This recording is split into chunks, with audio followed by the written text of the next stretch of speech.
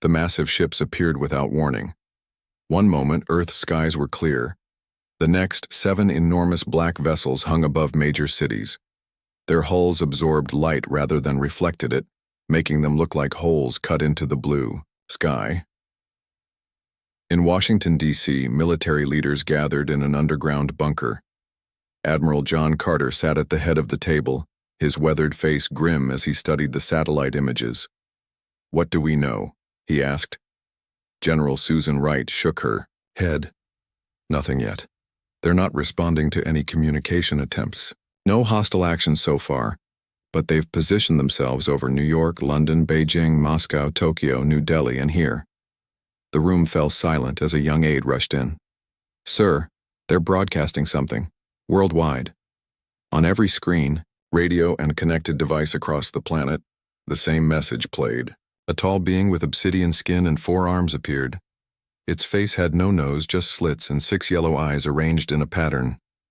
When it spoke, its voice was deep and seemed to vibrate through people's bones. People of Earth. I am Lord Commander, Zyrex of the Valkyrian Empire. Your world now falls under our protection and authority. Your leaders will present themselves to us for instruction. Resistance is unnecessary and unwise. You have 6 hours to comply." The message ended. Panic spread across the globe. In the bunker, Admiral Carter stood up. "I'll go." "John, it's suicide," Susan said. "Maybe. But someone has to meet them face to face, find out what they really want."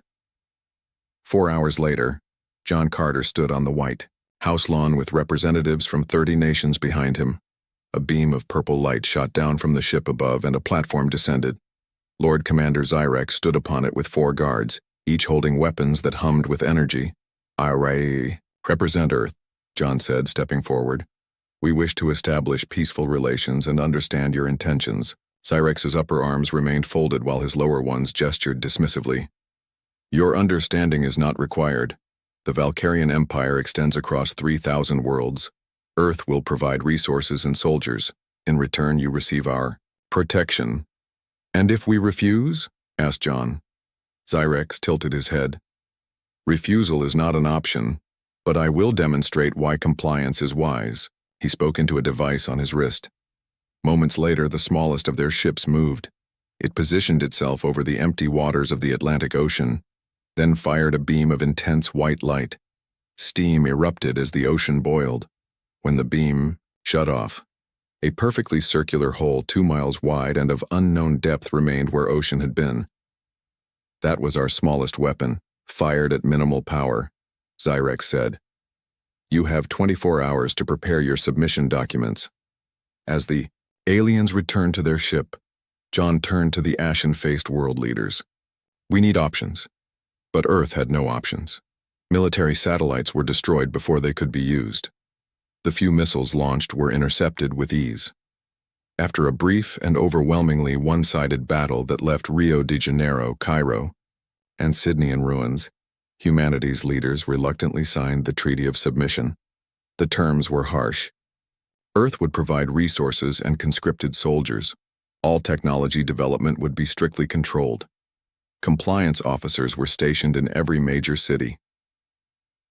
In a remote laboratory nestled in the Colorado mountains, Lisa Martinez watched the signing ceremony on a small screen. As the head of quantum physics research for what had been a government facility, she knew her work would soon be confiscated or destroyed. "Ryan, help me download everything," she told her assistant. "And then destroy the originals." "They'll kill us if they find out," Ryan said, but he was already typing commands. "They'll use our research to better control us if they get it," Lisa replied. "We were close to something revolutionary.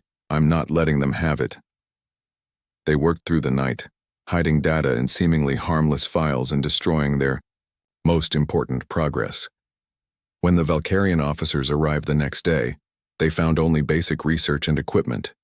The aliens assigned the lab to develop improved mining equipment for their new resource extraction operations. Lisa pretended to comply while secretly continuing her work on a revolutionary propulsion system. Meanwhile, in the occupied ruins of Seattle, Former Marine Frank Daniels watched Valkyrian soldiers patrol the streets. His apartment overlooked what had been the downtown area before the example strike that had leveled 8 blocks as punishment for an early protest. Frank wasn't a scientist or politician, but he had served 4 combat tours and knew how to fight against superior forces. More importantly, he knew how to teach others. They're creatures of habit, he told the small group gathered in his basement. Same patrol routes, same times. They think we're beaten. Among the group were former police officers, a doctor, 2 college students, and several people who had lost family in the strikes. All had fire in their eyes. We start small, Frank said. Information gathering, equipment, collection. No direct confrontation yet. When do we actually fight back? Asked a young woman named Olivia, whose parents had died in the initial attack. When we can hurt them without getting caught, Frank answered. This isn't about revenge. It's about survival and eventually freedom, but first we need to be smart. Their first move was simple but effective. A Valkyrian supply depot used robotic loaders to move containers. Frank's team reprogrammed one to malfunction, creating a chain reaction that destroyed supplies meant for a new mining operation. It looked like an accident. 3 months into the occupation, Earth had changed. Massive mining operations scarred landscapes.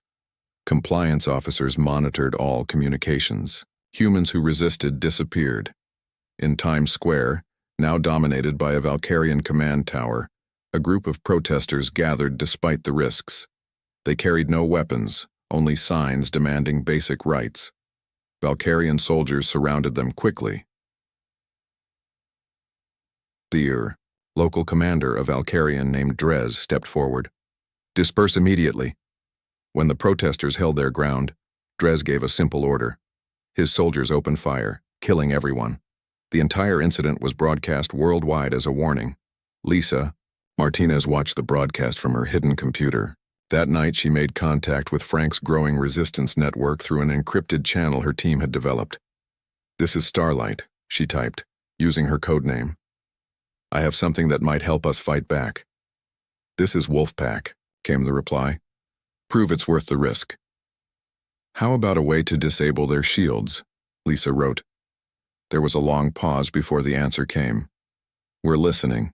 3 years passed under Valkyrian rule. Earth had become almost unrecognizable. Forests were cleared for mining operations. The skies over industrial zones stayed dark with smoke. Massive ships carried Earth's resources to distant stars. Humans worked long hours under the watchful eyes of compliance officers. Frank Daniels stared at a map spread across a table in the Resistance's newest hideout, an abandoned subway station beneath Detroit. Red marks showed Valkyrian strongholds. Blue marks showed resistance cells. There were more blue marks now than 3 months ago. We hit their fuel depot in Chicago last week, said Diane Powell, pointing to a location on the map. Before the invasion, she had been an intelligence analyst. Now she was Frank's most trusted lieutenant. Made it look like an equipment failure. Frank nodded. Any losses? None. We were in and out before they knew what happened. This was how the resistance operated. Careful, patient, and smart. No direct confrontations, no martyrs. Just constant small victories that looked like accidents or system failures. What about our friend in the mountains? Frank asked. Diane handed him a small data chip. Lisa sent this. She says it's important. In the Appalachian Mountains, Lisa Martinez worked in an abandoned military bunker that the Valkyrians never discovered. With her was a team of 12 scientists and engineers who had escaped the alien work programs. Lisa hadn't seen daylight in months. She didn't mind. Her work was too important. On a large table sat her prototype, a device that looked like a small satellite dish attached to a series of rings and a power source. Run the test again, she told Ryan, who had stayed with her since Colorado. Ryan typed commands into a computer. The device hummed to life, projecting an invisible field. On another table, a small piece of Valkyrian technology they had stolen sat inside a protective shield, similar to what the aliens used on their ships and buildings. The shield flickered, then failed completely. Lisa allowed herself a small smile. It works. But only at this range, Ryan pointed out, and we need to get close to actually use it. One problem at a time, Lisa said. First, we prove it works consistently, then we figure out how to use it.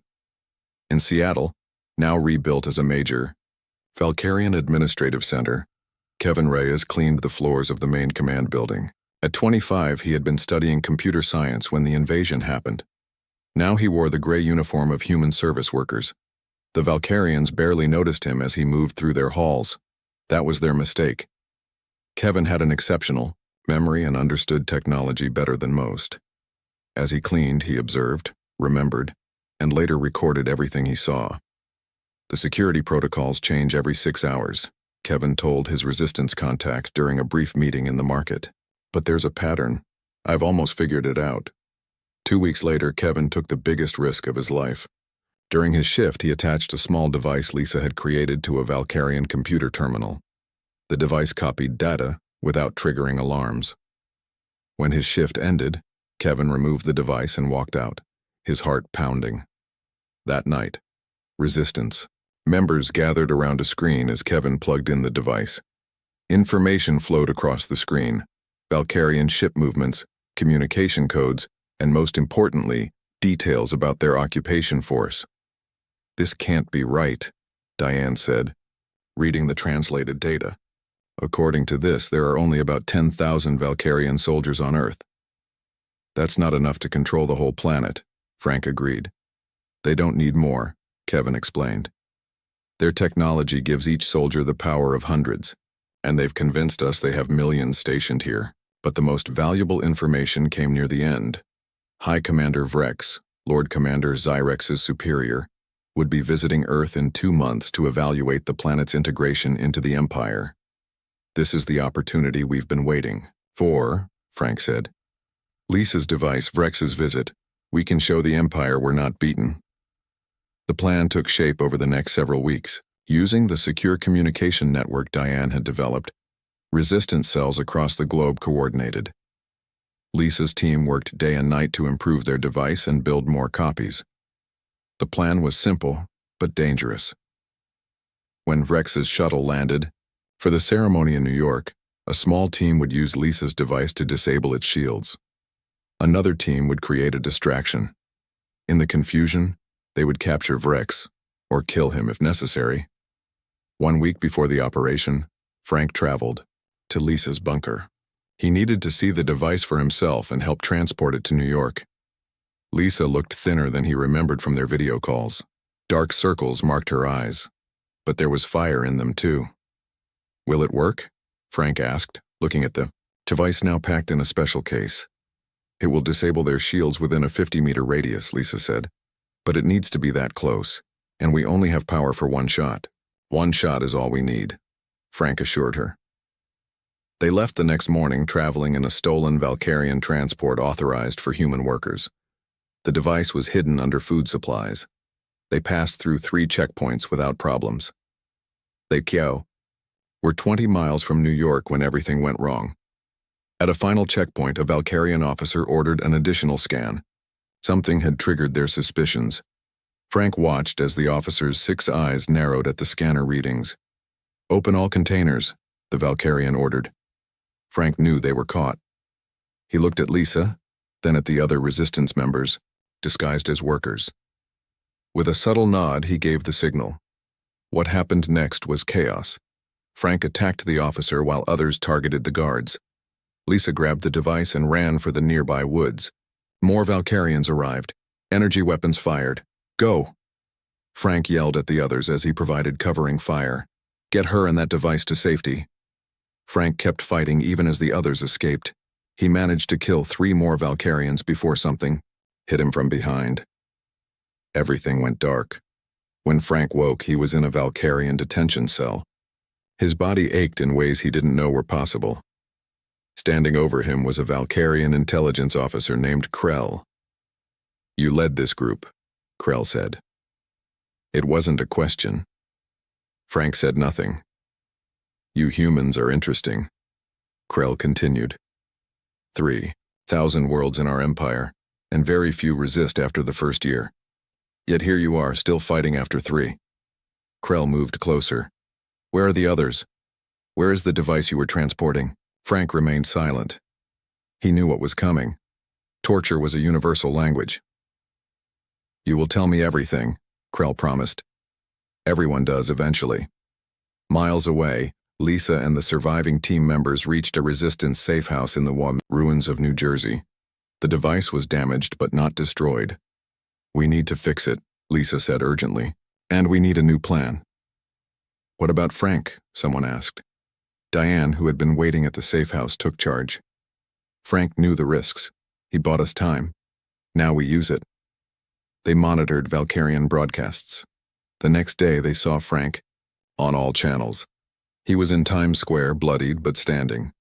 Krell announced to the world that this man was a terrorist and would be publicly executed after interrogation.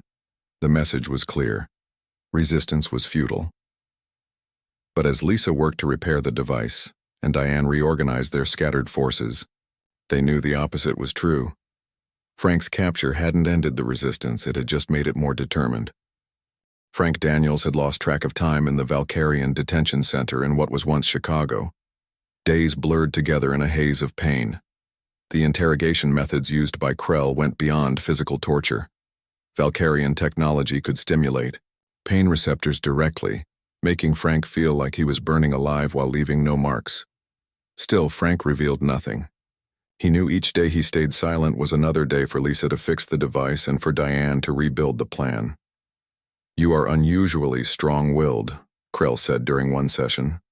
Most species break by now. Frank managed a bloody smile. Maybe you're just not very good at your job. The comment earned him another round of pain, but Frank saw the flash of anger in Krell's 6 eyes. Good. Angry enemies made mistakes. In a different part of the facility, Patricia Howard treated injured prisoners. Once a surgeon at a major hospital, she now worked under Valkyrian supervision. The aliens tolerated her because their own medical knowledge of human physiology was limited. Patricia had been passing information to the resistance for months. Small things, guard rotations, facility layouts, overheard conversations. Nothing that would raise suspicion. But when she heard Frank Daniels had been captured, she knew she had to do more. She requested permission to examine the high-value prisoner. He will die if his wounds are not treated, she told the guard. Your commander wants information he cannot give if he's dead. They allowed it, watching her closely as she cleaned Frank's wounds. Don't give up, she whispered while applying bandages. I'm going to help you escape. Frank showed no reaction, but he heard her. Over the next week, Patricia prepared carefully. She stole a key card from a distracted guard. She memorized the camera patterns. She created a medical emergency with another prisoner to test response times. When she felt ready, she requested another session with Frank, claiming his wounds were infected. Once inside his cell, she moved quickly, injecting the guard with a sedative before he could react. Can you walk? She asked Frank, helping him up. Not well, but I'll manage, he replied, his voice hoarse. Patricia explained the plan as they moved, through back corridors. There's a medical transport leaving in 10 minutes. I've created false documents transferring you to another facility. They almost made it. They were crossing the loading dock when an alarm sounded. Valkyrian guards appeared, at both exits. Patricia made a split-second decision. She pressed a small data chip into Frank's hand. This has everything I've learned about their physiology, their weaknesses. Get it to the resistance. Before Frank could stop her, Patricia ran toward the guards, screaming and drawing their attention. In the confusion, Frank slipped onto the transport vehicle and hid under a tarp covering medical supplies. He heard energy weapons fire. He heard Patricia's scream cut short. Then silence. The transport left the facility. Frank remained hidden for hours, fighting pain and grief. When the vehicle stopped for a checkpoint, he slipped out into a wooded area. He was free, but injured, and alone in Valkyrian-controlled territory. Back at the safe house in New Jersey, Lisa worked tirelessly on the damaged device. Parts of it had been crushed during their escape. Other components had overloaded. "It's not just about fixing it anymore," she explained to Diane and the others. "I think I can improve it, make it more powerful." "How much longer?" Diane asked. Time was running out. Vrex's visit was just 1 week away, and they had lost contact with several resistance cells. 3 days, maybe 4, Lisa replied. On the 3rd day, as Lisa made final adjustments, a lookout rushed in. "Someone's coming through the perimeter." Weapons were drawn immediately. Diane moved to the window and looked through binoculars. "Hold your fire," she ordered. "It's Frank." Frank Daniels looked nothing like the strong leader they remembered. He was gaunt, limping, his face marked with half-healed wounds. But his eyes still burned with determination. After a quick medical check and some food, Frank shared everything he had learned. He carefully handed over Patricia's data chip. "She gave her life for this," he said quietly. "It better be worth something." Lisa examined the data with growing excitement. "This is incredible. Their biology, they're uniquely sensitive to a specific frequency. That's why their technology operates on such precise energy parameters." She turned to her device, making rapid adjustments. "I can tune this to target that frequency. It won't just disable their shields, it could disrupt their entire power grid." "Can you test it?" Frank asked. Lisa shook her head. "Not without Valkyrian technology nearby. The test would alert them to our location." "So we'll be going in blind," Diane said. "Not completely," Lisa replied. "The theory is sound, and we won't get another chance like Vrex's visit." They spent the next 2 days planning. Vrex would arrive in a shuttle, land at the main Valkyrian base in New York, and tour several facilities before departing. The ceremony would include the execution of several resistance fighters, including Frank, who was now listed as escaped. "They'll be looking for me," Frank said. "We can use that." Their new plan was bold but simple. While Valkyrian forces were distracted looking for Frank, a small team would infiltrate the landing zone maintenance area. Lisa's device would be hidden there, timed to activate when Vrex's shuttle landed. "If it works, their shields will fail and their systems will overload," Lisa explained. "It should create enough chaos for us to get inside and capture Vrex, or at least access their database." The day before Vrex's arrival, they moved to an abandoned warehouse closer to the landing zone. From there, they could see the massive Valkyrian base that had once been Central Park. That night, as the others made final preparations, Frank found Lisa alone, making adjustments to the device. "You know this is a one-way mission for whoever plants this," he said. Lisa didn't look up from her work. "I know, that's why I'm going." "No," Frank said firmly. "You're too valuable. Your knowledge is useless if we don't succeed tomorrow." Lisa interrupted.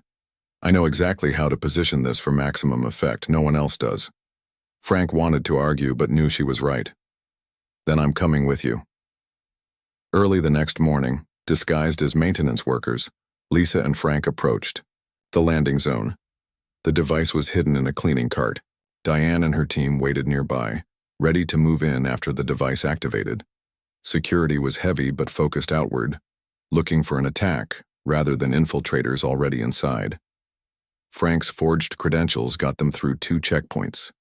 They reached the maintenance tunnel running beneath the landing pad. Lisa began setting up the device while Frank stood guard. "How long?" he whispered. 5 minutes to calibrate. Then we need to get clear before it activates," she replied. Frank heard footsteps approaching. "We have company." 2 Valkyrian guards turned the corner, spotted them, and raised their weapons. Frank reacted instantly, throwing his knife at one while tackling the other. In the confined space, the alien's superior strength was less effective. Frank subdued both guards, but not before one sent a partial alert. Warning lights began flashing. "We're out of time," Frank said. "Is it ready?" Lisa nodded, hands still working frantically on the device. "Almost, but someone needs to stay to activate it manually now." Their eyes met. Both knew what that meant. "Go," Frank said. "Get to Diane, I'll finish this." Lisa hesitated, then handed him the activation key. 30 seconds after you insert this. No more." Before leaving, she did something unexpected. She kissed Frank's cheek. "Humanity will remember you." Frank watched her disappear down the tunnel. Then he turned to the device, key in hand, as the sound of running footsteps grew closer. Above, Vrex's shuttle was beginning its landing approach. Frank took a deep breath and inserted the key. 30 seconds, he whispered to himself. "Here's for Earth." The seconds counted down as Frank crouched beside the device. Valkyrian soldiers were getting closer. He could hear their heavy footsteps and sharp commands. Above, Vrex's shuttle was settling onto the landing pad. 20 seconds left. Frank drew his stolen Valkyrian energy pistol. He wasn't planning to survive, but he would make sure the device did. 10 seconds. The first Valkyrian soldier appeared at the tunnel entrance. Frank fired, catching the alien in the chest. It fell back with a shriek. 5 seconds. More soldiers appeared. Energy blasts hit the wall near Frank's head. 0. The device activated, with a high-pitched whine that quickly rose beyond human hearing. For a moment, nothing seemed to happen. Then everything changed. The Valkyrian soldiers dropped their weapons and clutched their heads in pain. The lights flickered and died. From above came the sound of tearing metal and crashes as Vrex's shuttle, suddenly without power or shields, fell the last few feet to the landing pad. Frank felt a surge of hope. It worked. He ran past the suffering Valkyrians toward the exit. He had to find Lisa and Diane. They needed to move quickly while the aliens were vulnerable. Outside was chaos. Valkyrian technology everywhere was failing. Their vehicles stopped. In the streets, their communication devices sparked and smoked. Most importantly, the Valkyrians themselves seemed disoriented and in pain, the frequency affecting their sensitive hearing. Frank spotted Lisa and Diane leading a small team toward the shuttle. He ran to join them. "You're alive!" Lisa's face showed shock and joy. "Not dead yet," Frank replied with a grim smile. "The device? Working better than we hoped," Lisa said. "Their entire power grid is crashing. The effect is spreading beyond what I calculated." They reached the damaged shuttle. The door had been thrown open by the impact. Inside, Valkyrian crew members were struggling to stand. In the center, surrounded by guards, was a larger, more imposing Valkyrian wearing ornate armor. "High Commander Vrex." "Secure him," Frank ordered. 2 resistance fighters moved in, restraining Vrex with special bindings Lisa had designed to hold Valkyrian strength. "You dare?" Vrex began, but Diane struck him, cutting off his words. "For Earth," she said coldly. They quickly searched the shuttle, finding something unexpected. A data core containing the ship's navigation system and communication protocols. Lisa examined it with excitement. "This has the locations of every Valkyrian-controlled world," she said. "And their secure communication channels. We can contact other resistance movements, if there are any," Frank said. "There must be. We can't be the only ones fighting back." Alarms were sounding across the base. Despite their technological failure, the Valkyrians were regrouping. Human collaborators were helping them restore some systems. "We need to move," Frank said. "Bring Vrex and the data core." Outside, they met Kevin Reyes with more resistance members. They had commandeered a large transport vehicle. "The effect is spreading across the city," Kevin reported. "All Valkyrian tech is down or malfunctioning." They piled into the transport, Vrex secured in the center. As they drove away from the base, Valkyrian aircraft appeared in the distance, ships from outside the affected zone coming to investigate. "We won't outrun those," Diane said, pointing. "Head for the old subway tunnels," Frank ordered the driver. "We can hide underground until we figure out our next move." In the tunnels beneath Manhattan, they established a temporary base.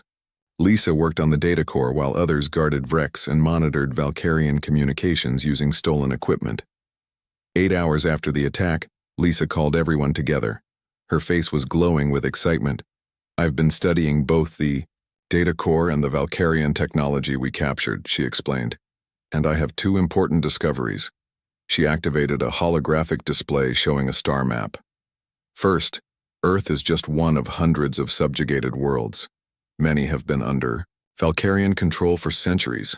The map expanded, showing the vast reach of the Empire across multiple star systems. Second, Lisa continued, I've confirmed that all their technology operates on the same principle, the same frequency constraints I targeted with my device, and I think we can build a larger version.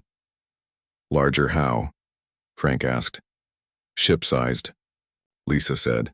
With enough power, we could disable entire Valkyrian fleets, maybe even their homeworld's defenses. The tunnel fell silent as everyone absorbed this information. It was Diane who spoke first. Are you suggesting we take the fight to them? To space? Lisa nodded. The data core has complete schematics for their ships. With what we've learned about their technology, we could capture one, maybe more. All eyes turned to Vrex, who had been listening silently. The High Commander's 6 eyes narrowed. You would be destroyed before reaching the nearest Imperial outpost, he said. What happened here was a momentary setback. The Empire spans 3,000 worlds. Your resistance is meaningless. Frank stepped closer to Vrex. If that's true, why are your soldiers still scrambling to restore power 12 hours after our momentary setback? He turned to the others. Lisa's right. We can't just keep fighting them here on Earth. We need to take this opportunity. Plans formed quickly. While Valkyrian forces were weakened, resistance cells across the planet would strike key targets. Meanwhile, Frank and Lisa would lead a team to capture a Valkyrian ship in orbit. The biggest challenge was getting to orbit. Most Valkyrian shuttles on Earth were damaged by Lisa's device. They needed one from outside the affected area. There's a secondary landing facility near Boston, Kevin said, studying captured data. Smaller ships, less security. And Valkyrian forces there will be responding to New York, Diane added. It might be minimally defended now. 3 days later, under cover of darkness, Frank led a small team into the Boston facility. As expected, most forces had been deployed to New York. The few remaining guards were easily overwhelmed. They found what they needed, a functioning shuttle large enough for 20 people. Lisa inspected it carefully. Their technology is returning to normal outside the blast radius, she warned, but I can modify the engines to resist any remote shutdown commands. It took another day to prepare. Lisa installed a larger version of her device on the shuttle. Frank selected the team, the best fighters and technicians from the Resistance. Diane would remain on Earth to coordinate the ground campaign. The night before their mission, Frank found Lisa working on the shuttle engines. She hadn't slept in days. You should rest, he said. Lisa shook her head. Too much to do. This has to work, Frank. It's our only chance. Frank placed a hand on her shoulder. It will work. You've never failed us before. She looked up at him, her tired eyes meeting his. And if we succeed? If we actually reach space? Then we find out if other worlds are fighting back, Frank said, and we bring them what they need to win. The next morning, their stolen shuttle lifted off from Earth. 20 humans on a desperate mission against an empire of 3,000 worlds. As they broke through the clouds, Frank looked back at the blue planet growing smaller beneath them. For Earth, he whispered. Ahead, a Valkyrian cruiser hung in orbit, its weapons still powered down from the disruption below. Their first target, Lisa, activated her device. Ready when you are, Frank nodded to the pilot. Take us in, fast and quiet. The shuttle accelerated toward the much larger ship. The first battle of humanity's counteroffensive was about to begin. The stolen shuttle approached the Valkyrian cruiser silently. The massive ship hung in Earth's orbit, its sleek black hull absorbing the sunlight. It was at least 20 times larger than their shuttle, and armed with weapons that could vaporize them in seconds. Activating the device now, Lisa said. She pressed a series of controls on her modified version of the frequency disruptor. The device hummed to life. At first, nothing seemed to happen. Then, the lights on the cruiser began to flicker. It's working, Kevin whispered from his position at the scanner. Their power levels are dropping, shields are down. Frank turned to the team. Remember the plan. We dock. Secure the bridge and engineering section. Then use their own weapons to defend the ship until Lisa can get its systems fully under our control. The shuttle docked with the cruiser without resistance. When the airlock opened, they found 2 Valkyrian crew members writhing on the floor, the frequency causing them intense pain. Frank's team moved past them quickly. The corridors of the ship were dimly lit by emergency lighting. Most systems were offline. They encountered little resistance as they moved toward the bridge. The few Valkyrians they found were quickly subdued. "This is too easy," Frank said to Lisa as they approached the bridge. "Something's wrong." As if in answer to his concern, a group of Valkyrians wearing modified helmets appeared ahead of them. The helmets must have been shielding them from the frequency. "Adaptable," Lisa muttered. "I should have expected that." The fight was brief, but violent. Energy weapons fired in the confined space. 2 resistance fighters fell. But Frank's team had surprise and desperation on their side. Within minutes, the Valkyrians were defeated. When they reached the bridge, they found more helmet-wearing Valkyrians ready for them. The ship's captain, a tall, scarred warrior, stood at the center. "Humans," he snarled. "You think capturing 1 ship means anything? Our fleet will be here within days." "Then we better work fast," Frank replied, before signaling his team to attack. The battle for the bridge was harder than the corridors. These Valkyrians were elite soldiers, but in the end, the humans prevailed. Frank watched the captain fall, a look of disbelief in his 6 eyes. Lisa immediately began working on the ship's systems. "I need to understand how to operate this vessel before their reinforcements arrive," she explained. Frank left her with Kevin and a security team, then led another group to secure the engineering section. There they found the true power of the ship, a reactor core that glowed with strange blue energy. "Can we use this?" Frank asked when Lisa joined them later. She studied the controls, her face lit by the blue glow. "Yes. This technology is advanced, but it follows the same principles. I've been studying. With enough time, I can adapt our device to work with their power source." Over the next 2 days, they learned to control the ship. Lisa worked tirelessly to integrate her frequency device with the cruiser's systems. Others studied the weapons, navigation, and life support systems. Using the captured data core and the ship's communication array, they sent encrypted messages to resistance groups on other worlds. To their surprise and joy, they received responses almost immediately. "There are others fighting back," Lisa told Frank as they reviewed the messages. "Dozens of species on hundreds of worlds. Some have been resisting for generations." Frank studied the star map, where Lisa had marked all the resistance contacts. "They've been kept isolated just like us, made to think they were alone."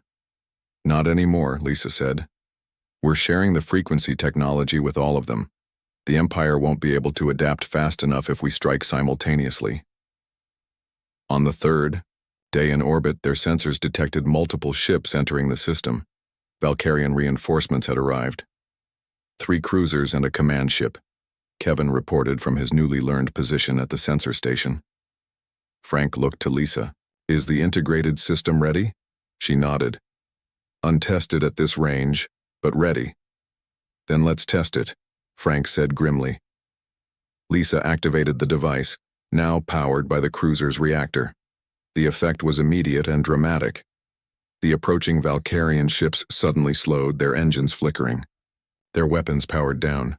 Communications went silent. "It's working," Lisa exclaimed.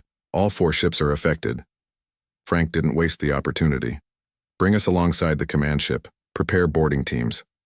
What followed was a day of intense fighting as Frank's forces, now confident in their advantage, captured all 4 Valkyrian vessels. With each ship taken, more humans were freed from transport holds and prison sections. Many joined their cause immediately. 2 weeks later, a small fleet of 5 Valkyrian ships, now controlled by humans, left Earth's orbit. Their destination, the nearest subjugated world where resistance forces had made contact. Frank stood on the bridge of the lead ship, now named Defiance, watching Earth grow smaller on the view screen. "Will they be all right?" he asked Diane, who had joined their Space Force as a tactical officer. "The ground forces have captured most Valkyrian bases," she replied. Lisa's technology has spread worldwide. Earth is fighting back everywhere. They'll be fine. Their first stop was a planet called Terrax, home to a reptilian species that had been under Valkyrian rule for over a century. When the human fleet arrived and disabled the orbital defenses, the resistance there rose up and overwhelmed their oppressors within days. From Terrax, they moved to other worlds following the same pattern. Disable Valkyrian technology, arm the local resistance, free the planet, then move on. At each world, some stayed behind to help, while others from that world joined the fleet. 2 years passed. What had begun as 5 ships with human crews grew into a massive liberation fleet of over 100 vessels crewed by dozens of species. Frank commanded the military operations, while Lisa continued to improve the technology that gave them their edge. Word of their successes spread faster than they could travel. Worlds began rising up before they even arrived. The Valkyrian Empire, for the first time in its 1,000-year history, was losing ground. The time has come, Frank told the assembled commanders of the Liberation Fleet. Representatives from 37 species listened as he outlined their boldest plan yet. We've freed nearly 200 worlds, he said, but thousands remain under Imperial control. To end this, we must strike at the heart, the Valkyrian home world. Their intelligence, gathered from captured officers and ships, revealed that the Imperial Palace on the Valkyrian homeworld housed the central command node for their entire empire. It was their greatest strength and greatest weakness. Lisa had been working on a special project for months, a modified version of her device that could trigger a star to emit a precisely tuned solar flare. It won't harm the star, she explained, to the commanders, but it will create an electromagnetic pulse that will render all Valkyrian technology in the system useless for hours. The attack on the Valkyrian home system began with this solar flare. As predicted, it disabled everything in the system. The Liberation Fleet, modified to withstand the pulse, moved in unopposed. Frank led the ground assault on the Imperial Palace. After the battles of the past 2 years, this one seemed almost easy. The Palace Guard, without their technological advantages, fell quickly. In the throne room, they found the Emperor himself, older and smaller than Frank had imagined, surrounded by cowering advisors. You've lost, Frank told him simply. 3 months later, representatives from over 500 worlds gathered in the former Imperial Palace, now converted into the headquarters of the new Galactic Confederation. Each world would have an equal voice. No species would rule over another again. On the observation deck overlooking the gathering, Frank stood with Lisa, watching the historic moment. Did you ever think, when those ships first appeared over Earth, that it would end like this? Lisa asked. Frank shook his head. Never. I just wanted to survive, to help others survive. And instead you freed the galaxy, Lisa said with a smile. Frank looked out at the stars, the same stars that once belonged to the Empire, now shining on free worlds. Not me, he said quietly. All of us. Every person who refused to kneel. Below them, the first session of the Confederation was beginning. A new chapter in galactic history was being written, one where humanity and their allies would never kneel again. The jump point tore open like a wound in space. Energy crackled across millions of kilometers as something massive pushed through from the other side. In the Kepler Nexus, a bustling trade station where a dozen alien species met to exchange goods and gossip, every sensor screamed at once, Zixthar. A 4-armed Velkari trader watched his displays turn red. The energy signature was impossible. Nothing that large could move through jump space. His secondary hands trembled as he tried to make sense of the readings. Gods preserve us, he whispered in his native tongue. It's a fleet. A massive fleet, but it wasn't a fleet. The UHSV Indomitable Will emerged fully into normal space. The ship stretched 47 kilometers from bow to stern, its hull a dark gray metal that seemed to absorb light. Thousands of windows dotted its surface like stars. Engine ports the size of city blocks glowed with blue-white fusion fire. The vessel was shaped like an elongated diamond, wide in the middle and tapering at both ends. Inside the command center, Ambassador Elena Volkov stood beside Captain Marcus Chen. They watched the main screen as it filled with images of alien ships scrambling away from their position. "Well," Elena said quietly, "that's not the welcome we hoped for." Marcus checked his tactical display. 3,000 alien vessels had been in the Nexus when they arrived. Now at least half were accelerating away at maximum burn. The rest had simply gone dark, their engines shut down and their transponders silent. "They're terrified," Marcus observed. His voice was calm, measured. "They've never seen anything like us." Elena nodded. She was a tall woman with silver hair pulled back in a tight bun. Her face showed the lines of someone who had spent years negotiating difficult treaties on Earth and Mars. But nothing had prepared her for this. "Try the greeting protocols." "Again," she ordered. The communications officer, a young man named David Park, tapped his console. "Broadcasting on all known frequencies. Standard mathematical greeting followed by our prepared message in 17 languages." The message was simple. Humanity came in peace. They sought trade, knowledge, and friendship. They meant no harm to anyone. On the Nexus station, the Galactic Council's emergency protocols kicked into action. Representatives from the major species rushed to the central chamber. The Velkari, the insectoid Threx, the aquatic Cylindari, and 8 other species gathered in a room built for calm discussion. Today there was no calm. High Speaker Mordan, a Threx whose chitinous body gleamed under the harsh lights, clicked his mandibles in distress. "The energy signature suggests a vessel larger than our entire defense fleet combined. This cannot be possible." "Yet it is here," responded Counselor Velness, a Cylindari floating in her water-filled mobility sphere. "The question is, what do they want?" The human message played on their screens. Mathematical constants. Pictures showing friendship. Words promising peace. "The humans say they come in peace," Velness noted. "That is what invaders always say," snapped Morden. "Who builds such a vessel for peace? This is a weapon. A weapon aimed at all of us." Back on the indomitable Will, Elena watched the chaos unfold. Every alien ship they could detect was either fleeing or hiding. The Great Trade Nexus, which moments ago had been alive with activity, now looked like a graveyard. "Captain," said the sensor officer, "we're picking up encrypted transmissions. Multiple sources, all high priority. Best guess is their military channels." Marcus exchanged a look with Elena. "They think we're here to attack." "We need to show them we're not a threat," Elena said. She thought for a moment. "Power down the main weapons, all of them. Run the defensive screens at minimum. Make ourselves as non-threatening as possible." "That could be dangerous if someone panics and fires on us," Marcus warned. "They're already panicking. If we sit here with all weapons hot, someone will definitely fire. At least this way we show good faith," Marcus gave the order. Throughout the massive ship, weapons systems powered down. The defensive particle screens dropped to standby mode.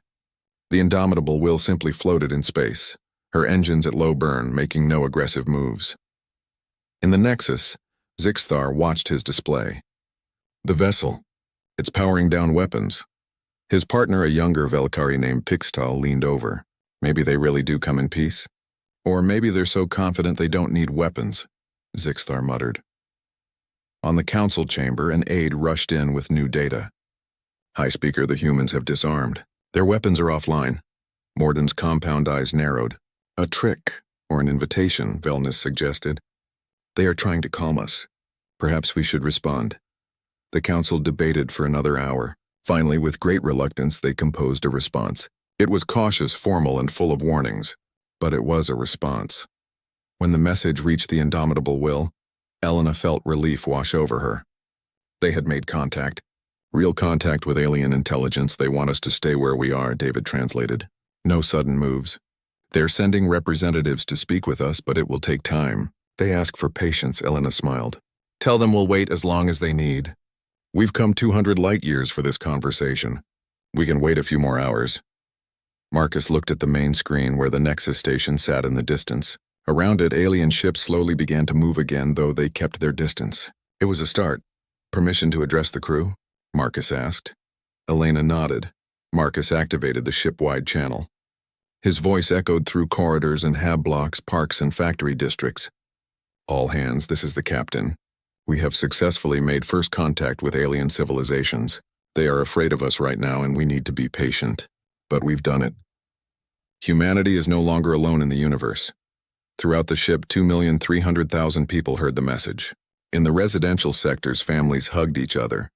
In the observation lounges, people pressed against the windows trying to catch glimpses of alien ships.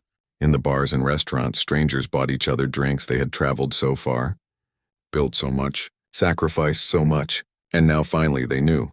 Life existed beyond Earth. Intelligence existed beyond humanity. Elena Volkov stood in the command center and watched the distant stars. Somewhere out there, aliens were watching her ship, wondering about humans, fearing them perhaps, but also curious. "Let's show them who we really are," she said softly.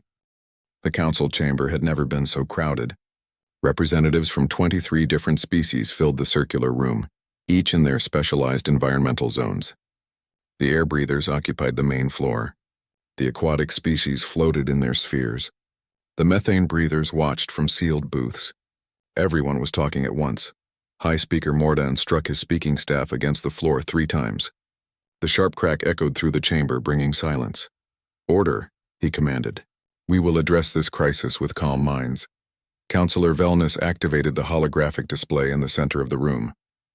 The image of the indomitable will appeared, rotating slowly. Numbers scrolled beside it. Length, mass, energy output, estimated crew capacity. "This is what we know," Wellness said. Her voice bubbled slightly through her translation device. "The vessel is 47 kilometers long. It masses approximately 6 trillion tons. Its power output exceeds that of a small star. And according to their own transmissions, it carries over 2 million individuals." A ripple of shock went through the assembly. 2 million on a single ship. Most species considered a crew of 10,000 to be excessive. Representative Colvan of the Meridian Collective spoke up. "This must be their entire species. They have put everyone on one desperate colony ship." "No," said Wellness quietly. She brought up another image. A blue and green planet with a single large moon. "This is their homeworld. We detected it in their navigation data. Spectral analysis suggests a population in the billions. This ship represents perhaps 0.1% of their total numbers." The silence that followed was absolute. "Billions," Mordan repeated slowly. "How is that possible?" "The resource strain alone. Their world is harsh," Wellness continued. "High gravity, violent weather systems, aggressive microbial life, frequent seismic activity. They evolved in conditions that would kill most of us within hours. Perhaps that explains their capacity for building on such scales." She brought up more images. Factories in orbit around the human homeworld, mining operations on lifeless moons, massive construction yards in the darkness between planets. "They built this vessel in 17 years, Wellness said. "One ship in 17 years. Colvan's scales rippled in distress. "The collective took 60 years to build our largest warship with the combined resources of 4 systems. And their ship is 15 times larger." A new voice spoke from the methane breather section, Oryxnal, whose species rarely involved themselves in council matters. "Have we analyzed their greeting message properly? Perhaps we misunderstand their intentions." Wellness nodded and played the human transmission again. The mathematical sequences, the images of humans extending hands in greeting, and then the words, translated by the council's best linguistic AI. "We come in peace," the translation read. "We bring gifts from our world. We seek knowledge and friendship. We mean no harm." "Standard greeting," Colvan observed. "Nothing unusual." "Look at the idiom analysis," Oryxnal suggested. The AI flagged 17 phrases as potentially problematic. Wellness brought up the linguistic breakdown. The phrase "we come in peace" could also be translated as "we arrive during peacetime," or "we bring peace," depending on context. The word they used for gifts had connotations of tribute or payment. "We seek knowledge" might mean "we demand information." "It's all ambiguous," Mordan said. "We cannot trust words alone." In a private booth away from the main assembly, 3 representatives met in secret. They called themselves the Preservers. Their goal was simple: protect the galaxy from existential threats. And humanity, they had decided, was exactly such a threat. "We must act now," hissed Sector, a Threx warrior caste member, "before they bring more ships. Before they learn our weaknesses. The Council will never approve preemptive action," warned Rilta, a Velkari intelligence officer. "We would need proof of hostile intent." "Then we create proof," suggested the 3rd member, whose identity remained hidden behind privacy screens. "We provoke them." Make them reveal their true nature. Then the council will have no choice. Back in the main chamber, the debate continued. Some argued for immediate engagement and diplomacy. Others wanted to maintain distance and observe.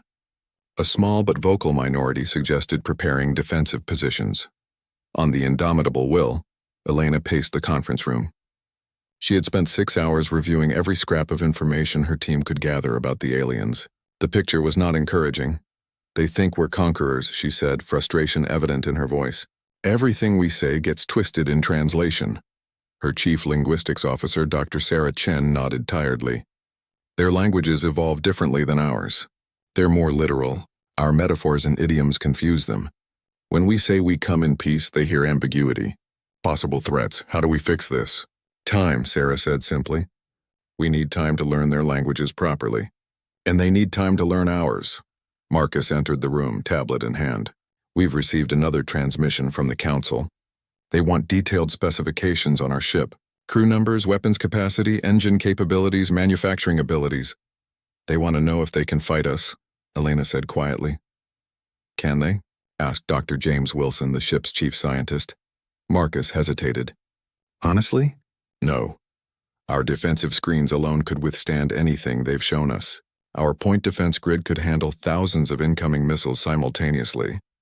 And our main weapons, he trailed off, could destroy their entire fleet, Elena finished, which is exactly why we'll never use them. We don't tell them that directly, but we need to show them somehow. David Park burst into the room. Ambassador, we're getting reports from our passive sensors. The aliens are sharing data about us across their networks. Pictures of our ship. Speculation about our intentions. Some of it is concerning. He displayed the intercepts on the main screen. The translations were rough, but the meaning was clear. Fear, suspicion, calls for action. One message stood out. It came from a fringe group calling themselves the Preservers. The tone was militant, aggressive. They think we're here to invade, Elena said, reading the message. They're calling for the council to attack us first. Marcus frowned. That would be a disaster. For them. Which is why we can't let it happen, Elena replied.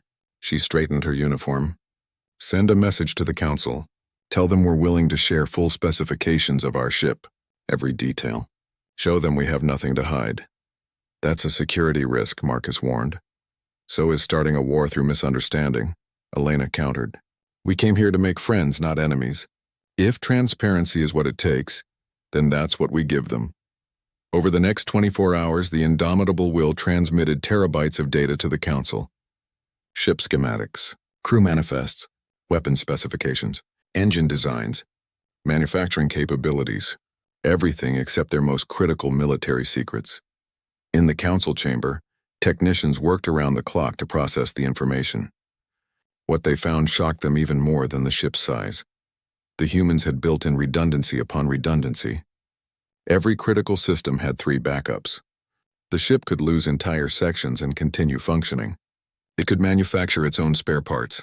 It could grow its own food. It could recycle air and water indefinitely. They built a mobile civilization, Velnus said in wonder, not just a ship. A completely self-sufficient society that happens to travel through space. Morden studied the weapons data with growing alarm. Their smallest point defense weapons have more range and accuracy than our best capital ship cannons. And they have 10,000 of them. Yet they powered them all down when they arrived, Velnus reminded him. They made themselves vulnerable to demonstrate peaceful intent. Or to make us lower our guard, Morden countered. The debate raged on, but slowly, gradually, the tone began to shift. The humans were strange, powerful, incomprehensible in their scale and capability. But perhaps, just perhaps, they were telling the truth about their intentions. In the shadows, the Preservers watched and waited. The council was weakening. Soon it would be time to act. The first alien delegation to board the indomitable will consisted of 12 individuals from 6 different species. They approached in a small diplomatic shuttle, moving slowly and cautiously across the empty space between the Nexus and the human ship. Counselor Velnus led the group. Her water sphere floated smoothly through the shuttle's interior as she watched the human vessel grow larger and larger in the viewport. Even knowing the numbers, seeing it up close was overwhelming. It's like approaching a moon, whispered Zixthar, who had been included as a civilian observer. The shuttle docked at one of the indomitable will's many airlocks. The aliens emerged into a reception bay that could have held their entire shuttle 3 times over. Waiting for them was Ambassador Elena Volkov, flanked by her staff and a security detail. "Welcome," Elena said, her words translated instantly by the devices both sides now carried. "Thank you for accepting our invitation."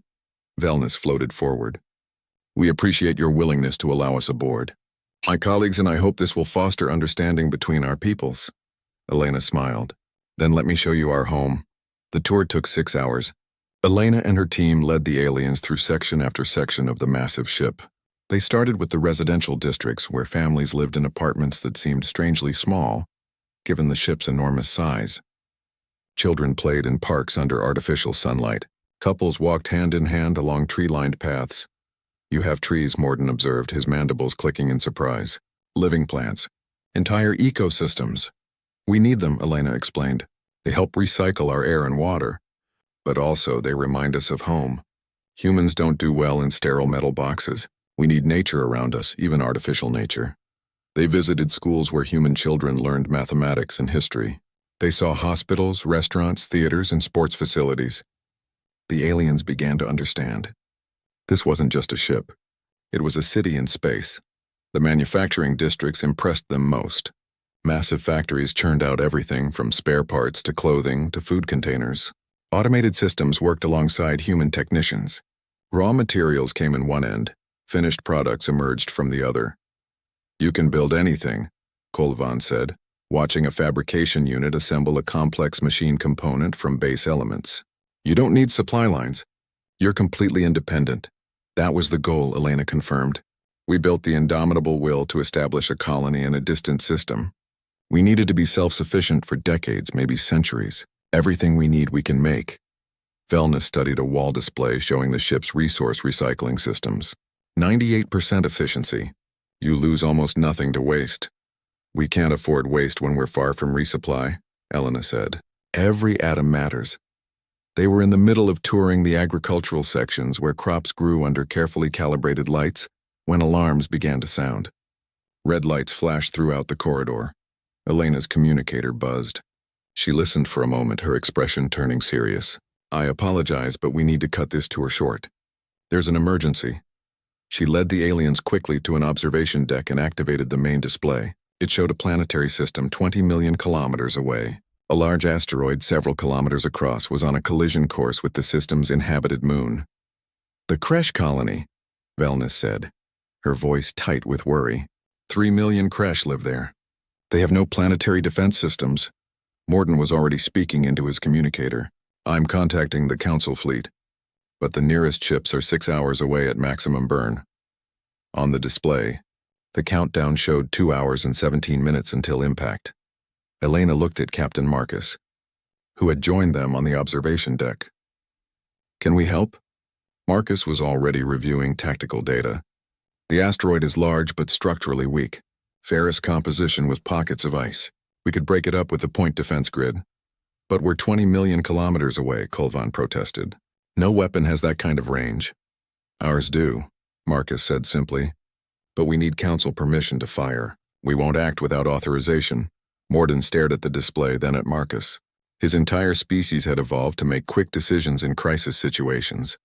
"You can save them?" "Yes, then do it. On my authority as High Speaker." Marcus nodded and tapped his communicator. "Bridge, this is the captain. Authorization Romeo 7 Delta. Engage point defense system. Target is the asteroid designated Charlie 47. Break it into pieces small enough to burn up an atmosphere or miss the moon entirely." On the observation deck, the aliens watched the display. Nothing seemed to happen at first. Then across the vast distance of space, invisible beams of coherent energy reached out from the indomitable will. The asteroid began to glow. Then it cracked. Then it shattered into thousands of smaller pieces, each one breaking apart further as the human weapons tracked and fired with impossible precision. 14 seconds after Marcus gave the order, the threat was gone. Nothing remained but fragments too small to cause significant damage. Silence filled the observation deck. 14 seconds, Wellness said quietly. "You destroyed an asteroid 20 million kilometers away in 14 seconds. Marcus checked his displays. The system performed within normal parameters. We could have engaged multiple targets simultaneously if needed. Colvan's scales had turned a pale shade that indicated shock. The collective's entire fleet working together would need 20 minutes to accomplish what you just did. And you would have had to be much closer. Elena touched Marcus's arm gently. I think we may have made our point a bit too strongly. But the aliens were not afraid now. They were thoughtful. Wellness floated closer to the main display, studying the power consumption graphs and targeting data that scrolled past. Your weapons have safety interlocks, she observed. Multiple authorization requirements, automated ethical screening, you built in restrictions to prevent misuse. Of course, Elena said, surprised. These weapons could devastate a planet. We would never give one person, or even a small group, the ability to use them without oversight. Mordin clicked his mandibles thoughtfully. You have the power to destroy any of us, but you chain that power behind laws and safeguards. We learned that lesson the hard way, Elena said softly. In our history, we've had weapons that could destroy our world. We came very close to using them more than once. So now we build in protections, make sure no one can act alone, force ourselves to think before we strike. The tour continued after the crisis passed, but the tone had changed. The aliens asked different questions now, not about capacity or capability, but about culture and philosophy. How did humans make decisions? How did they prevent abuse of power? How did they balance individual freedom with collective safety? In the council chamber, the other representatives watched recordings of the asteroid destruction. The footage played over and over, 14 seconds, from 20 million kilometers away. With precision that seemed impossible, they could have destroyed the Nexus the moment they arrived, one representative said quietly. We were helpless and didn't even know it. But they didn't, another replied. They waited. They talked. They asked permission before helping. The vote, when it came, was not unanimous, but it was decisive. The council would engage with humanity, cautiously, carefully, but they would engage. On the indomitable will, Elena received the message and felt relief wash over her. They had taken the first real step. The demonstration had been risky, but it had worked. The aliens no longer saw humans as mysterious invaders. They saw them as powerful neighbors who could be reasoned with. As the alien delegation prepared to return to the Nexus, Wellness stopped beside Elena. Your people frighten us, she said honestly. Your power, your scale, your capabilities, all of it is beyond our experience. I understand, Elena replied. But, Wellness continued, you also give us hope. If you can build such wonders and still choose peace, perhaps there is a better future for all of us. Elena smiled. That's all we've ever wanted. A chance to be part of that future. News traveled fast across the galaxy. The relay network, an ancient system of faster-than-light communication buoys left by a long-dead civilization, carried information from one end of known space to the other. Within days, every major civilization knew about humanity and their impossible ship. And then came the silence. It started gradually. Species that had been chattering constantly on open channels went quiet. Trade routes saw decreased traffic. Diplomatic missions were postponed. The galaxy held its breath and waited to see what humanity would do next. On the indomitable will, Elena sat in her office reviewing messages. They came by the thousands. Some were official communications from governments. Others were private messages from individuals. Each one told a story about how the galaxy viewed humanity now. The Korvax Empire, a militant species that controlled 17 systems, sent a terse message offering mutual non-aggression. Their tone suggested they expected humanity to refuse and demand their surrender instead. The Peaceful Gardens Collective, a group of pacifist species, sent gifts and prayers, begging humanity to use its power wisely. A dozen smaller species offered tribute, resources, technology, even territory, all in hopes of buying human favor. They're terrified, Elena said to Marcus, who had joined her to review the communications. All of them, Marcus nodded. We showed them we could destroy that asteroid. They extrapolated, realized we could do the same to their cities, their ships, their worlds. But we would never... They don't know that, Marcus interrupted gently. They're judging us by their own standards. Most species out here, when they get power, they use it. We're an anomaly. Dr. Sarah Chen entered the office carrying her tablet. We've finished analyzing the linguistic patterns in the messages. There's a common theme. They keep using words that translate to potential and restraint. They're not afraid of what we're doing. They're afraid of what we could do. Elena rubbed her temples. A headache was forming behind her eyes. How do we convince them we're not a threat when our very existence is threatening? Time, Sarah said. And consistency. We keep doing what we're doing. Eventually, they'll believe we mean it. The message from the preservers arrived 3 days later. It came through an anonymous channel, heavily encrypted. Elena's security AI flagged it as suspicious, but she opened it anyway. Ambassador Volkov, the message began. You have made a grave miscalculation. The Council may be fooled by your displays of peace, but we see the truth. Humanity is a plague waiting to spread. We will expose you for what you are. We will force you to reveal your true nature. And when you do, the galaxy will unite against you. The message ended with coordinates and a time. An invitation of sorts. Elena stared at the screen for a long moment. Then she called an emergency meeting of her senior staff. It's a trap, Marcus said immediately when he saw the message. They want to provoke us into doing something violent. Give the galaxy proof that we're dangerous. Probably, Elena agreed. But if we ignore it, they'll just try something else. Maybe something worse. We could alert the Council, suggested Commander Lisa Torres, head of security. Let them handle their own radicals. Elena shook her head. That makes us look weak. Like we can't handle our own problems. Or worse, like we're manipulating Council security to silence critics, and so what do? Sarah asked. Elena made her decision. We go, but not with weapons. Not with threats. We go and we talk. If they want to expose us, let them try. We have nothing to hide. Marcus looked like he wanted to argue, but he knew Elena well enough to recognize when her mind was made up. I'm coming with you. And security. Of course. The coordinates led to an abandoned mining station in a dead system. Elena's shuttle approached slowly. Scanners active. 3 ships waited near the station. Small vessels, lightly armed. A Threx design, a Velkari scout, and something Elena didn't recognize. The shuttle docked. Elena emerged with Marcus and 4 security personnel.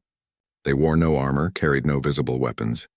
Just standard uniforms and diplomatic credentials. The preservers waited in what had once been the station's control room. Sector, the Threx warrior. Rilta, the Velkari intelligence officer. And a third figure whose species Elena couldn't identify, hidden behind a portable environment suit. Ambassador, Sector hissed. His mandibles clicked aggressively. You came, foolish. You invited me, Elena replied calmly. It would have been rude to refuse. You should have brought your weapons, Rilta said. Your guards. Your mighty ship, why? Elena asked. You wanted to talk, so let's talk. The third figure spoke, its voice distorted by the environmental suit's translator. You don't fool us. You came to intimidate us, to threaten us into silence. Elena found a piece of equipment to sit on. She looked tired, not threatening. Actually, I came because I'm curious. What do you think we are? What are you so afraid of? You're conquerors, Sector snapped. Your ship is a weapon. Your people are soldiers. You've come to dominate us like your species has dominated your own world. Our history isn't pretty, Elena admitted. We've fought terrible wars, killed millions of our own kind, nearly destroyed our planet more than once. You're right to be worried about that. The admission seemed to surprise them. Rilta's ears folded back. You admit it? Of course. It's the truth. But you're missing something important. We learned. Every war taught us lessons. Every atrocity showed us what we could become if we weren't careful. So we built safeguards, laws, oversight. We chained our worst impulses behind systems designed to stop us from repeating our mistakes. Pretty words, the third figure said, but power corrupts. Eventually, you will use your strength to take what you want. Elena stood and walked to the observation window. Outside, stars glittered in the darkness. Do you know why we built the indomitable will? Not for war, not for conquest. We built it because we wanted to see what was out there. We wanted to meet you. All of you. Learn from you. Share with you. She turned back to face them. We could have come with warships, battle fleets, armies. But we didn't. We came with families, scientists, artists, teachers, people who want to build, not destroy. Sector stepped forward aggressively. And if we don't believe you? Then you don't, Elena said simply. I can't force you to trust us. All I can do is keep showing you who we are. Eventually, you'll either believe us or you won't. There was a long silence. Then Rilta spoke quietly. You're not afraid of us. Should I be? We could kill you here, now, start a war between your people and ours. Elena nodded. You could. And then my ship would come looking for me. They'd find the evidence of what happened, and they'd be angry.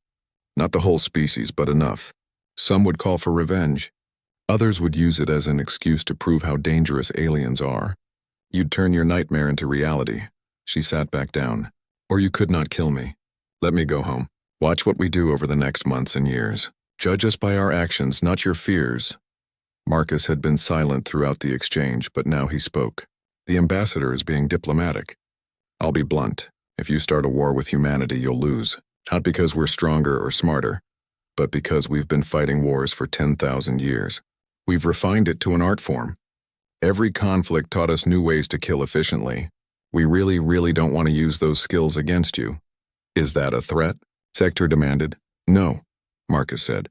It's a warning. From someone who's seen what war does, to everyone involved. There are no winners. Just survivors and corpses. Elena stood again. We're going to leave now. You can do whatever you want with this conversation. Share it, hide it, use it against us. But I want you to think about something. We came here alone, unarmed. We put ourselves at your mercy. If we were the monsters you think we are, would we have done that? She walked toward the airlock, Marcus and her security team falling in behind her. At the door, she paused and looked back. The galaxy is watching us, all of us. They're waiting to see what happens. Will we build something new together? Or will we destroy each other over fear and misunderstanding? The choice is ours. The shuttle departed without incident. The preservers watched it go, silent and thoughtful. On the indomitable will, Elena collapsed into her chair. That was either brilliant or incredibly stupid. Probably both, Marcus agreed. He poured them each a drink. But it worked. They didn't attack. They might still. Maybe. But you gave them something to think about. 3 days later, the preservers released a recording of the meeting. The entire galaxy heard Elena's words, heard her admit humanity's dark history, heard her offer trust and cooperation despite the danger, and the galaxy watched humanity even more closely. Because the ambassador had been right. They could have come as conquerors, but they chose something else instead. The silence continued, but now it was different. Not the silence of fear, but of consideration. The galaxy was thinking, evaluating, wondering if maybe, just maybe, these strange, powerful humans might be different from everything that came before. 3 months had passed since humanity's arrival in the Kepler Nexus. 3 months of careful diplomacy, cultural exchange, and slowly building trust. The galaxy had watched every move the humans made, analyzing every decision, searching for hidden motives that never materialized. The Galactic Council meeting chamber was full again, but the mood was different from that first panicked assembly. Representatives spoke in measured tones. The crisis had passed. Now came the harder work of deciding what came next. High Speaker Mordan stood at the central podium. His mandibles clicked as he spoke, a sign he had been deep in thought. We have debated humanity's place in our community for 3 months. We have watched them, tested them. Some of us have even tried to provoke them. Through it all, they have remained consistent, peaceful, patient, and undeniably powerful. He paused, his compound eyes scanning the assembly. The council has never faced a situation like this. We have welcomed new species before, but always as equals or near equals. Humanity is neither. They exceed us in industrial capacity, military capability, and technological advancement in key areas. Yet they ask only to be our friends. Councillor Wellness floated forward. I propose we offer humanity a seat on the council. Not as members in the traditional sense, but as something new. Something we will call custodians. Murmurs rippled through the chamber. The word was old from the ancient days when the council first formed. It meant guardians, protectors, but also implied responsibility and restraint. The title acknowledges reality. Wellness continued. Humanity exists outside our normal power structure. They are too strong to be regular members, but too valuable as allies to push away. As custodians, they would have a voice in major decisions, but would also accept certain responsibilities. What responsibilities? Asked Colvan. Wellness displayed a document on the central hologram. Humanity would commit to defending council space from external threats. They would agree to mediate disputes when requested. In exchange, they gain full access to our trade networks, scientific databases, and diplomatic channels. And what stops them from using that access to infiltrate and conquer us? Asked a skeptical representative from the Outer Rim Coalition. The same thing that has stopped them so far, Wellness replied. Their own choice. We cannot force them to be peaceful. We can only recognize that they already are and build a framework that encourages them to stay that way. The debate lasted hours. Some species remained suspicious. Others were enthusiastic. A few abstained, preferring to wait and watch. But when the vote finally came, the measure passed by a significant margin. Elena received the news in her office aboard the Indomitable Will. She read the proposal carefully, consulting with her advisors and sending encrypted messages back to Earth for approval. The response came from the Unified Human Assembly within days, except with conditions. The formal ceremony took place at the Nexus itself.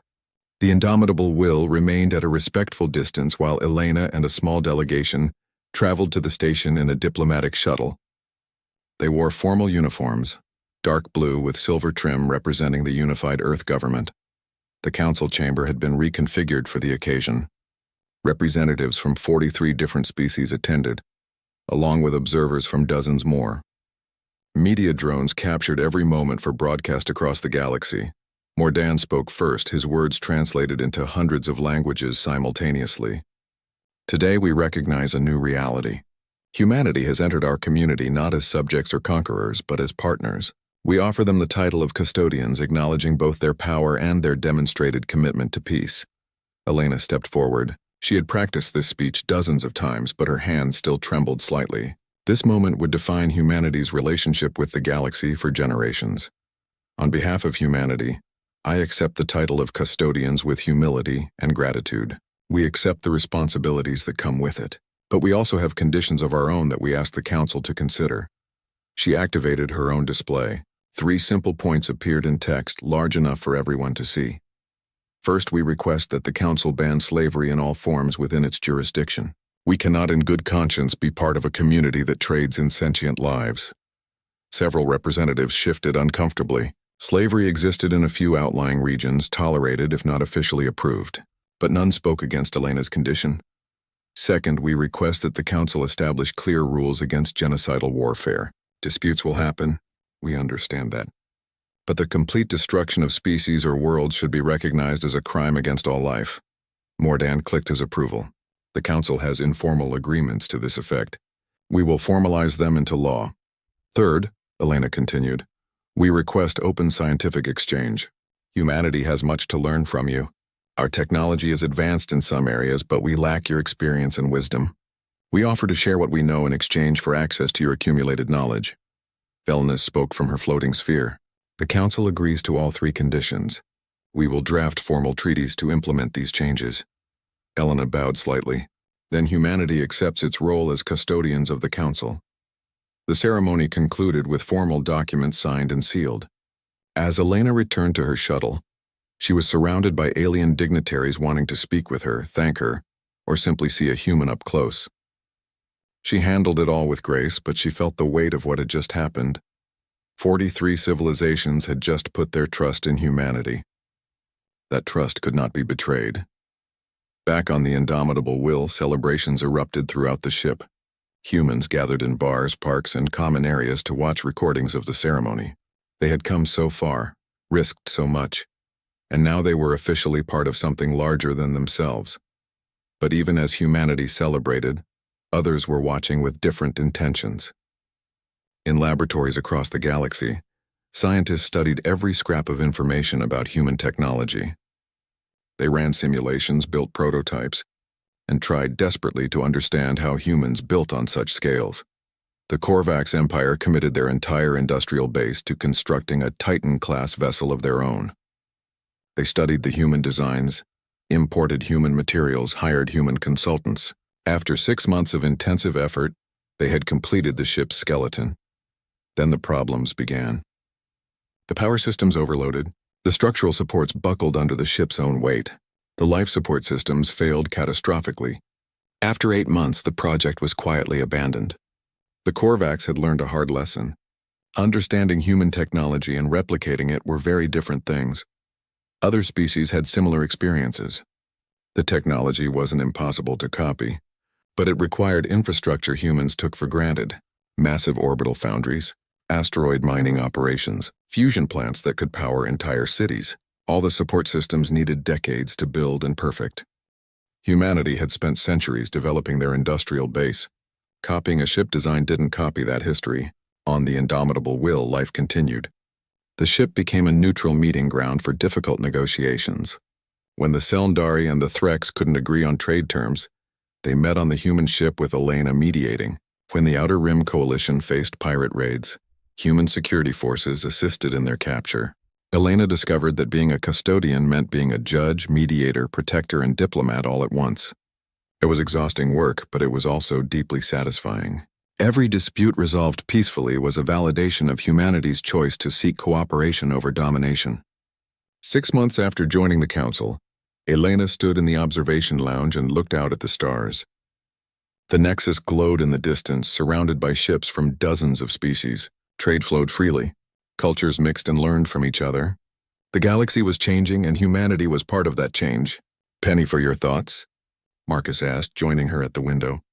"Just thinking about how far we've come. 6 months ago, they wanted to run from us. Now we're settling their disputes and protecting their colonies. Some still don't trust us," Marcus noted. "Some never will. That's okay. We'll prove ourselves through actions, not words." Marcus pulled up a data display on his tablet. "You might want to see this. New intelligence from Earth." Elena read the report and smiled. 5 more Titan-class vessels under construction. The Unbreakable Spirit, Eternal Horizon, Endless Frontier, Sovereign Dream, and New Dawn. "The galaxy won't be happy about that," Marcus said. "The galaxy will adjust," Elena replied. "We're not building them to threaten anyone. We're building them because we're explorers. There's a whole universe out there beyond council space. We want to see it. And if we find more civilizations, then we'll do what we did here. Offer friendship. Share knowledge. Show them that power doesn't have to mean conquest." Marcus looked thoughtful. "You really believe that, don't you? That we can be different?" "I have to," Elena said softly, "because the alternative is too terrible to imagine. We have the power to dominate this galaxy. If we choose that path, we become everything we were afraid of becoming. Everything our history warned us against." She turned from the window. "But if we choose the other path, if we use our strength to protect instead of conquer, to build instead of destroy, then maybe we become something better. Something humanity has always dreamed of being."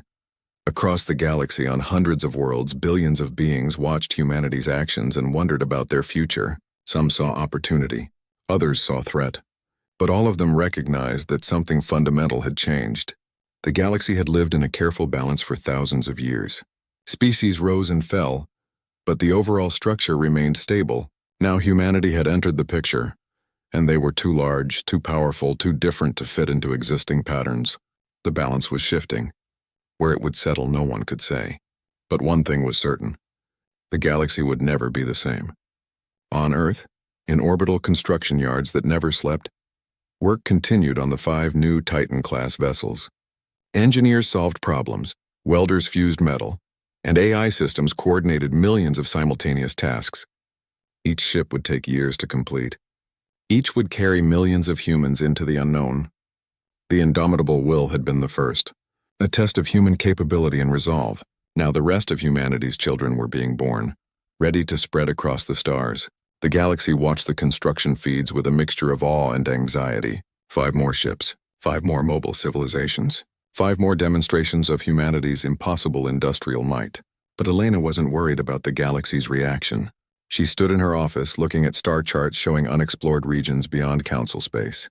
Whole galaxies that had never felt the touch of intelligent life, mysteries waiting to be solved. "We're going to the galactic rim," she told Marcus, tracing a route on the display. "The council has approved an extended exploration mission. 2 years, maybe longer." "That's far from home," Marcus observed. "That's the point. We came to explore. It's time we started doing what we do best." As the indomitable will prepared for departure, the aliens who had become its friends gathered at the Nexus to see it off. Felness, Mordan, Zixthar, and dozens of others who had learned to trust the strange, powerful humans. "Come back safely," Velness said over the communication channel. "We will," Elena promised. "And when we return, we'll have stories to share." The massive ship turned slowly, orienting toward empty space beyond the council's borders. Its engines flared brighter. blue-white fire pushing against the darkness. And then it was gone, jumping into the unknown, carrying 2 million human dreams toward distant stars. Behind it, the galaxy continued its work, learning, growing, changing, and wondering what other impossible things these humans might do next.